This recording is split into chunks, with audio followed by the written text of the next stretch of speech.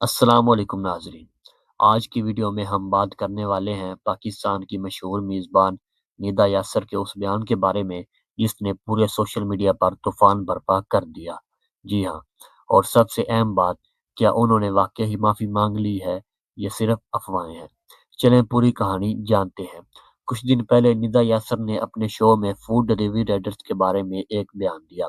انہوں نے کہا کہ کچھ رائڈرز جان بوجھ کر چھٹا پیسہ نہیں رکھتے تاکہ گاہک مجبور ہو کر انہیں زیادہ ٹپ دے۔ یہ بات سنتے ہی سوشل میڈیا پر زبردست رد عمل سامنے آیا۔ لوگوں نے کہا کہ یہ بیان ناانصافی ہے کیونکہ زیادہ تر رائڈرز مشکل حالات میں محنت کرتے ہیں۔ ڈیلیوری رائڈرز کی کمیونٹی نے بھی اس بیان پر ناراضگی کا اظہار کیا اور کہا کہ ندا یاسر کو معافی مانگنی چاہیے۔ تنقید بڑھنے کے بعد ندا یاسر نے ایک ویڈیو پیغام جاری کیا۔ انہوں نے کہا کہ میں انسان ہوں، فرشتہ نہیں، غلطی ہو گئی ہے، میں معذرت چاہتی ہوں۔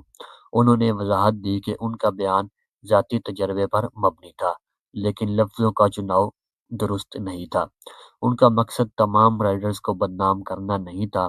ساتھ ہی انہوں نے یہ بھی تسلیم کیا کہ سب رائڈرز ایک جیسے نہیں ہوتے، بہت محنتی اور ایماندار لوگ بھی ہیں۔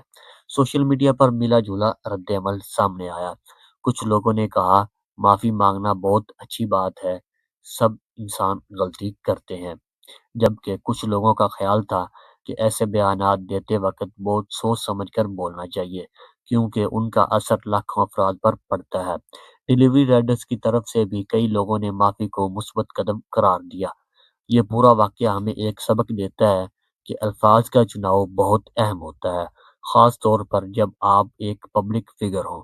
ندا یاسر نے معافی مان کر ایک اچھی مثال قائم کی ہے کہ غلطی مان لینا کمزوری نہیں بلکہ ہمت ہوتی ہے۔